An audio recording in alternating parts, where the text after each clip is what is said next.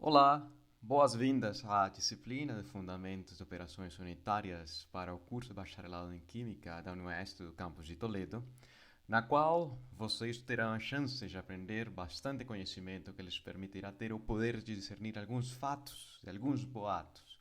E para começar com essa disciplina tão interessante, basicamente, a noção mais simples da física aplicada à engenharia são as medições. Mas também, em alguns contextos, se poderia fazer uma estimação, como é o caso específico de estimar a idade dessa pessoa, embora não se consiga mensurar com algum instrumento de medida. Por mais que seja feitos exames biológicos ou fisiológicos, sua idade é muito subjetiva em relação à percepção de cada quem. Mas vamos com o contexto de medidas no ambiente físico, no ambiente na engenharia. E quão grande é nosso planeta? Para responder essa pergunta, não é nada viável usar uma trena e mensurar através do Equador ou mediante o Equador o planeta quão grande é a sua circunferência. Completamente implausível.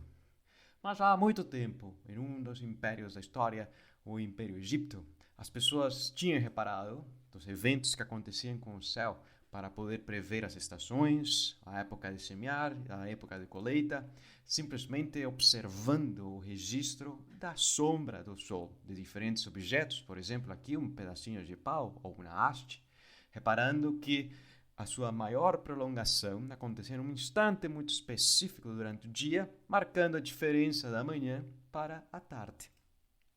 É o que chamamos de um relógio solar. Esse pequeno dispositivo, que se chama especificamente como gnomo, é basicamente um espetinho, um pauzinho ou uma haste, que dependendo da posição do mundo, haverá uma inclinação específica para esse relógio solar, sendo iluminada uma face na época de verão e na face oposta na estação do inverno. Mas podemos ver, por exemplo, aqui nesse vídeo, como muda a projeção da sombra e poderia registrar-se a hora durante o dia.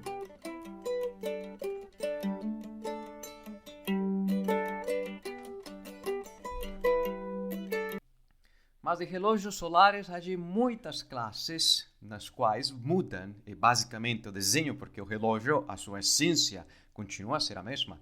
E esse relógio tem um formato muito específico aqui. Parece um 8, e a projeção dessa parte iluminada mostra exatamente a hora, tem um pouco mais de precisão para dizer que hora é. Mas por que tem esse formato de 8? É justamente porque ao longo do ano, no mesmo instante, por exemplo, ao meio-dia, durante o inverno e durante o verão, a posição do Sol, máxima no céu em elevação, é diferente, dependendo da estação. E é um processo cíclico, chamada a trajetória observada durante o longo do ano como sendo uma analema. Mas analemas também acontecem nas superfícies de Marte, se conseguiria observar. No ano de 1997 foi enviado para a superfície esse explorador, o Pathfinder, e a câmera dessa subestação minúscula, ou desse explorador, porque era o carrinho que se deslocava, o Robert, conseguiu observar a diferentes posições do Sol em um instante específico do dia marciano. Aqui, por exemplo, no Brasil, a cidade de São Paulo, especificamente a USP, tem um relógio solar gigante, um gnomo, que projeta a sombra dessa agulha, dessa ponta bem bonita, e mostrando que a menor prolongação da sua sombra acontece no solstício de verão e a maior prolongação acontecerá no solstício de inverno. E as transições, os equinócios, será em março e setembro, como se mostra aqui nessa imagem. Mas tem um formato bem mais esticado às bordas, porque no verão justamente projeta ao final da tarde a sombra, e para acompanhar esse perfil teria-se justamente essa imagem específica.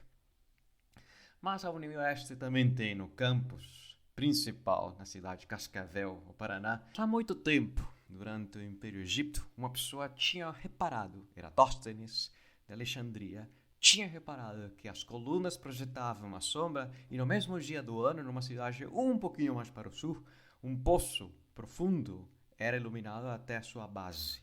Como era possível isso? Em que momento do ano acontece? E de ser assim, seria o princípio para discernir que nosso planeta é basicamente uma esfera quase perfeita, como determinar o tamanho do nosso planeta, o diâmetro? E para aquilo, observando essas principais diferenças entre a cidade de Siena e Alexandria, no norte do Egito, reparou que aquilo que hoje chamamos atualmente de circunferência, como 2 vezes π vezes o raio, e associado ao arco de circunferência, a distância que há entre essas duas cidades, poderia determinar o ângulo de alguma forma trigonométrica e, portanto, determinar, por sua vez, a circunferência do nosso planeta. Reparou que a distância entre as duas cidades era exatamente 5.040 estádios, é o equivalente a um estádio a 177,7 metros. Ou seja, que conhecendo a distância entre as cidades e determinando a inclinação dessa sombra em relação a essa haste, observou que era equivalente a uma 50ª parte de uma circunferência completa. Ou seja que, fazendo um pouco de trigonometria muito simples, se essa diferença de distância entre as cidades é uma 50ª parte do tamanho do nosso planeta, concluiu que nosso planeta tem um tamanho específico, com essas medidas muito simples, com uma haste de 39.700 km, mas atualmente tem-se um valor médio de 40.008 km.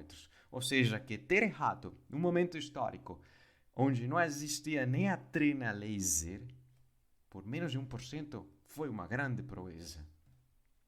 Por outro lado, a noção de tamanho é bastante inconcebível para nosso pensamento. Podemos pensar, ou podemos analisar uma folha de papel sulfite de 0,5 milímetro de espessura e na hora de dobrá-la, aí vem a pergunta, quão grosso fica esse maço de folha de sulfite que foi dobrada um número bastante grande de vezes?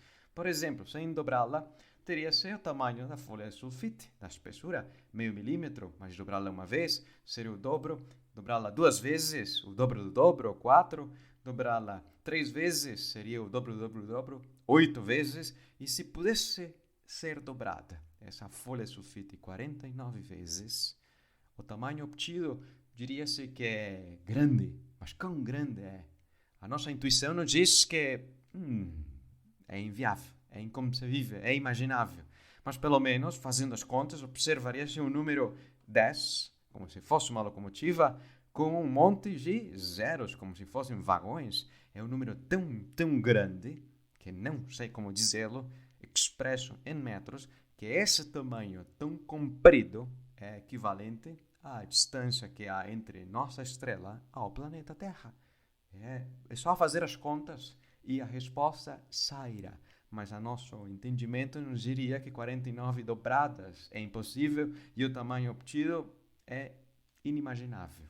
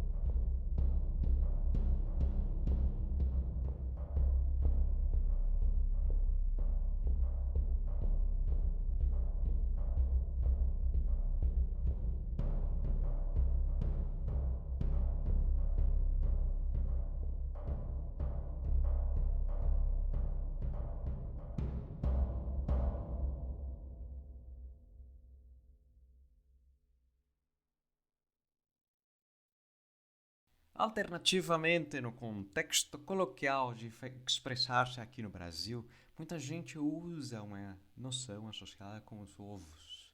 Mas e ovos? Hoje em dia, tão caro que estão, ter uma galinha é uma grande sorte, uma fortuna. Mas tem uma quantidade que expressa-se em relação aos ovos. Especificamente a essa quantidade de ovos. Na verdade, há 6 ovos. E esses 6 ovos vêm de uma dúzia. E tem muita gente que expressa o número 6, em vez de dizer o número 6, diz meia.